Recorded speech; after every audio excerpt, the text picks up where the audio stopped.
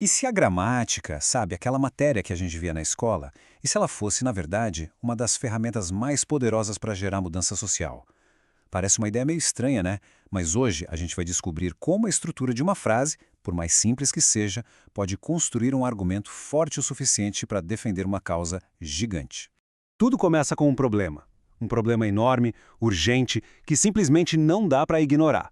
No nosso caso aqui, a Amazônia. Os dados do Instituto Nacional de Pesquisas Espaciais, o famoso INPE, acenderam um alerta global, sabe? Eles mostraram uma realidade que pedia, ou melhor, exigia uma resposta. Pois é. Diante de uma crise desse tamanho, a indignação vem, é quase automático. A grande questão é o que fazer com esse sentimento?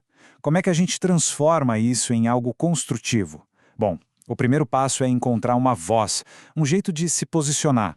E essa voz, ela pode tomar a forma de uma ferramenta bem específica e, olha, muito poderosa. Vamos falar sobre a carta aberta, o instrumento de protesto e de persuasão que tem um alcance imenso. Pensa na carta aberta como um megafone. Ela pega uma opinião privada, um sentimento que podia ficar ali guardado e projeta isso para a esfera pública.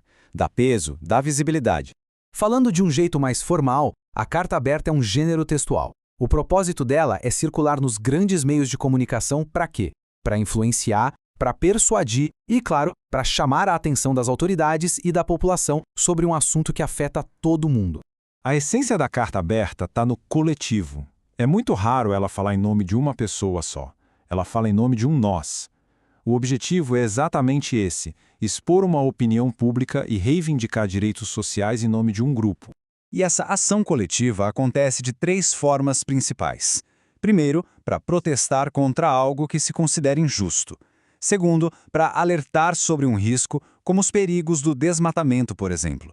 E terceiro, para conscientizar, ou seja, para educar o público sobre a importância daquele tema. Tá, legal. Mas como é que se constrói um argumento tão poderoso assim? A resposta, por incrível que pareça, está na base da nossa língua. A força de uma carta está na força das suas frases. E a força de uma frase vem da sua estrutura mais fundamental: sujeito e predicado. Olha só que interessante. De um lado a gente viu o argumento final, polido, baseado em dados. Do outro, o rascunho, a teoria. Um simplesmente não existe sem o outro. A gramática é o esqueleto que sustenta toda a argumentação. Vamos começar com o básico do básico, direto das anotações. O sujeito. É o quem ou o que da frase. É o termo sobre o qual a gente faz uma declaração. Por exemplo, em A Floresta Queima, o sujeito é a floresta. Simples assim, né?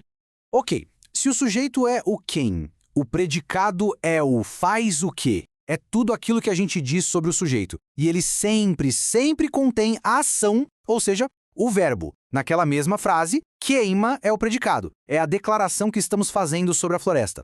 Agora, vamos um pouquinho mais fundo. Nem todas as ações são iguais. A força e a clareza de um argumento dependem muito do tipo de verbo que a gente usa. E isso nos leva a um conceito chamado transitividade verbal. Olhem bem essa comparação. A floresta queima. Essa frase constata um fato, mas a ação do verbo queima termina no próprio sujeito. É o que a gente chama de verbo intransitivo. Agora, olha a outra. O desmatamento queima a floresta. Uau! É muito mais forte. A ação do verbo queima agora transita. Ela passa para um objeto, a floresta. Isso atribui causa e efeito. Isso atribui responsabilidade. Então, o pulo do gato é este. Um verbo transitivo, como comprovam, ele exige um complemento. Comprovam o quê? O aumento. Isso deixa a frase precisa, informativa. Já um verbo intransitivo, como espalhou-se, ele já tem o sentido completo sozinho, descrevendo uma ação que não afeta diretamente um objeto. Com essa base de gramática em mente, vamos voltar para o nosso estudo de caso. Vamos aplicar esses conceitos para transformar aquela indignação com as queimadas na Amazônia em um argumento sólido, bem construído e, o mais importante, persuasivo. A emoção é o que dá a partida, é o motor inicial, mas ela não sustenta um argumento sozinha. Para convencer de verdade, é preciso ir além do sentimento e apresentar fatos, dados, evidências. É aqui que a pesquisa entra em cena. E que evidência mais forte do que essa, né?